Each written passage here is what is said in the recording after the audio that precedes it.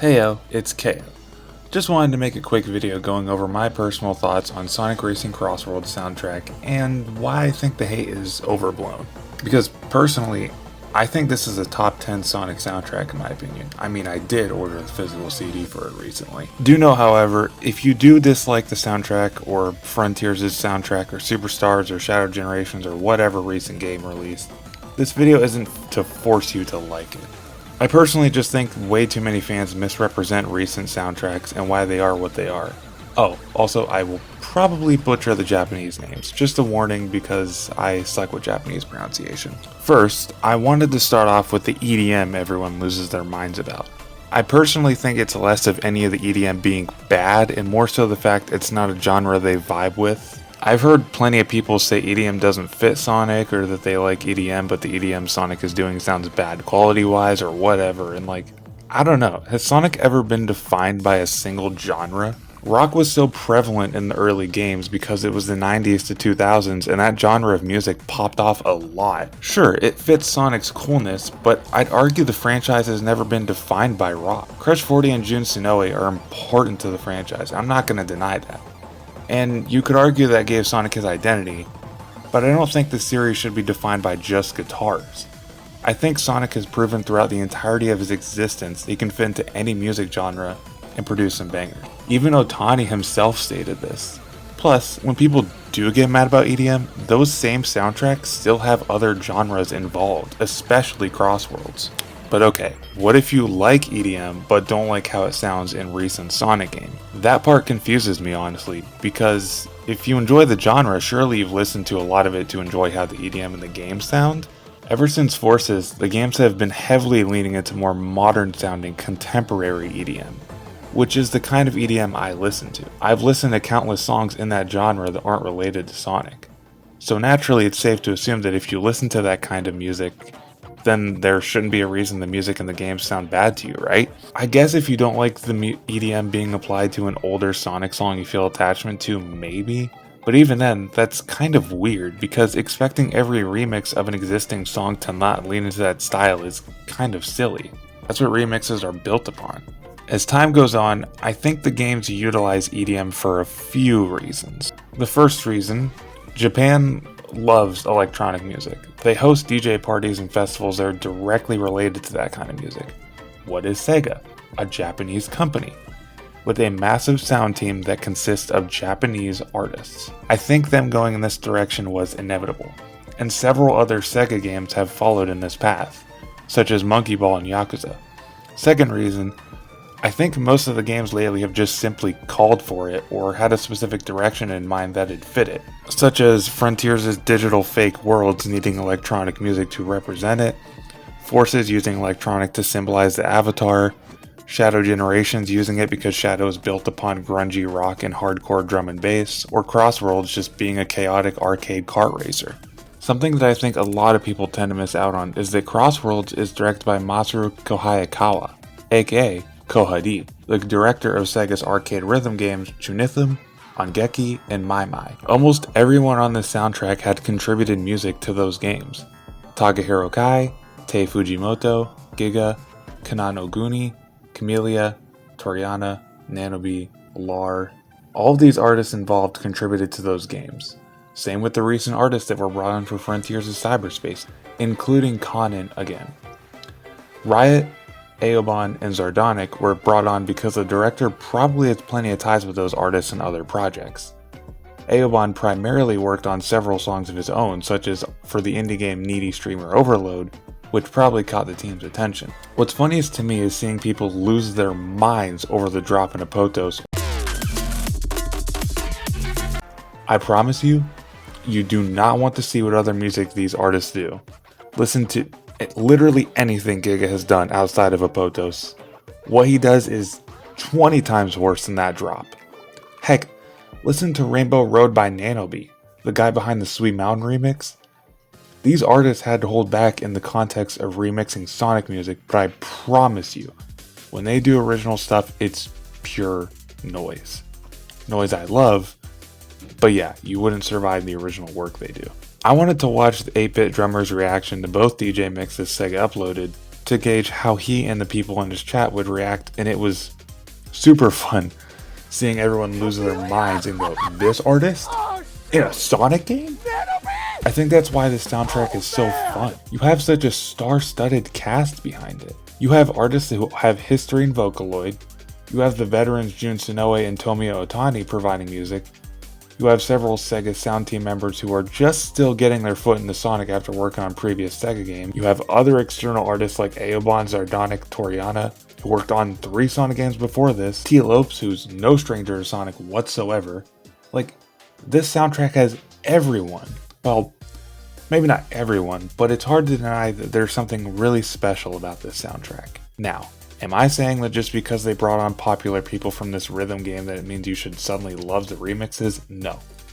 But I'm imploring you to remember that these collabs aren't just random people who were brought on for no reason and wanted to make bad remixes or whatever. They're popular, professional electronic artists who were assigned to arrange Sonic songs, and plenty of people were very happy to see them suddenly show up in a Sonic game. If you don't like their arrangements, that's fine, but don't count them out just because they're not Ohtani or Jun. I think we should continue letting guest artists flourish on these soundtracks. It adds variety, and I think it's fun hearing their takes on these songs that can always get a new modern take. I for one want them to keep doing this. Anna Monoguchi and Deco27 on a Sonic game would be peak. On top of this, Hatsune Miku is playable in this game, and Sega took full advantage of that because not only were some of the remixes done by Vocaloid artists, but they released 5 new Sonic related Miku songs also done by very awesome Vocaloid artists such as Yunosuke and Ponchi. Fantastic songs, by the way, you should listen to all of them, my favorite being Jet Black. But this raises another question people have had. Why so many different artists? Well, with Ohtani helming a majority of the next mainline game's soundtrack, probably since he's the lead composer of any mainline Sonic game, the side games need to bring other people in, which is a fun chance to collab with other artists. Some people won't vibe with what they bring to the table, but this is not a bad thing at all. It's great and allows them to build relationships with musical artists who have never been involved with Sonic before. TORIENA's first Sonic game was Team Sonic Racing, and she arranged music for the Bingo Highway tracks. And ever since then, she's been brought on to do music for side games. She did music for Superstars, Shadow Generations, and now CrossWorlds because she has a strong relationship with not only Jun, but Sega as a whole. Teddy Lloyd did a few remixes for Shadow Generations simply because Jun ran into him one time and performed songs with him. This is why collabs like this do more good than bad. Frontiers and Forces are mainline games, so naturally, most of the artists involved are members of Sega's sound team, mostly led by Ohtani, with some guests in there for the vocal tracks, I guess. However, Superstars, Shadow Generations, and CrossWorlds are side games. And while yes, Ohtani had time to do songs for CrossWorlds and Jun was the lead composer of Shadow Gens and Superstars, this doesn't mean they were going to be made by just him and Ohtani. Funnily enough, aside from TORIENA, Yuzuru Jinma, and T. Lopes, Superstar's soundtrack was mostly done by Sega sound team members new to Sonic. They have been involved with other Sega games, notably Phantasy Star Online, Super Monkey Ball, and Yakuza. This is great because now Sega's sound team is further unified. Artists who have worked at Sega composing music for several Sega games for years finally got to work on Sonic, meaning the load can be taken off of people such as Ohtani, who usually composes the bulk of these soundtracks. Even CrossWorlds and Shadow Generations had other fairly new to Sonic Sega sound team members come in along with the external artists. Also, according to this commentary blurb with music producer Kanen Oguni from the official soundtrack release, the main reason so many guest artists were brought onto this project was to emphasize the idea of crossing into other worlds, therefore crossing into several diverse genres and backgrounds within the many musical artists. One major thing that really irks me, and you can correct me if I'm wrong on this, but it seems fans aren't into any Sonic songs unless it's Tomoya Ohtani, Jun Sonoe, or T. Lopes. And I'm talking about all the recent soundtracks, not the old ones. I like reading the comments of certain Sonic songs sometimes, just to gauge consensus on that specific song, and a lot of people seem to misrepresent who did what, and sometimes just flat out credit the wrong artist. I've read the comment list of plenty of Frontier songs where the comments say Ohtani never misses, and it's a song by Kenji Mizuno, or Rentaro Soma. It seems like Ohtani has been the lead composer in all mainline Sonic games for so long that people are conditioned to believe he did the entire soundtrack. The soundtracks for any media are a team effort. Very rarely is there one person involved. People give T-Lopes so much credit for Superstar's soundtrack, but what about the other artists who arguably composed just as many fantastic pieces as him? Hidenori Shoji's Speed Jungle Act 2, TORIENA's Cyberspace Act 1, Yasuyuki Nagata's Frozen Base Act Tales. All amazing pieces that seem to fall to the wayside because T-Lopes is involved. A few specific people on YouTube, including a YouTuber that I won't name, says the only good songs in CrossWorlds were done by Ohtani. To me, that right there reads as bias for a composer that they recognize. Obviously, I'm not saying it's a bad thing Ohtani and Jun are still highly regarded. They're beloved for a reason, and their songs are consistently bangers. However, I think they're put on way too high of a pedestal, and it drowns out all the other talented artists. So, to bring up a different answer compared to all the other YouTubers making those "Is CrossWorlds soundtrack bad?" videos? No, it isn't. At least in my opinion.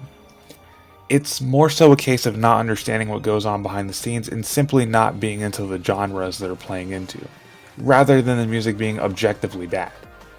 It's also a case of misrepresentation and artist bias. Despite my passive aggressiveness and frustration though, you don't have to like the musical direction these games have gone in. You can call it terrible, it's your opinion.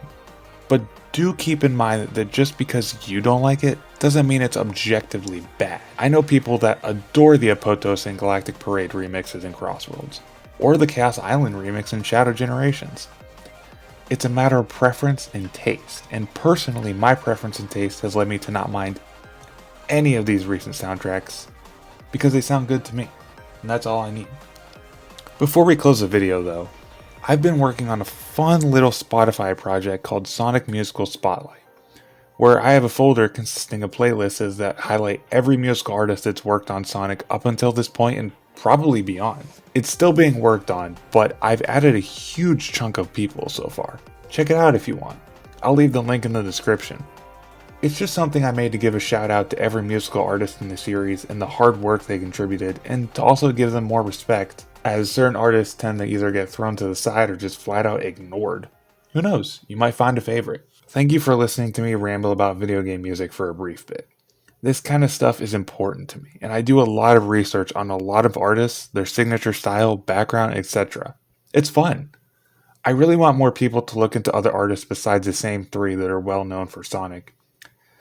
And with this video, I hope to get the word out about all these other talented artists that people have been missing out on. Diving deep into these artists is what I do, and I'm going to keep doing it for the foreseeable future. Again, I know I sounded a little passive aggressive in this video, but really, if you don't like a lot of the recent soundtracks, I can't forcefully change your mind, so it's okay. I'm just trying to highlight other artists.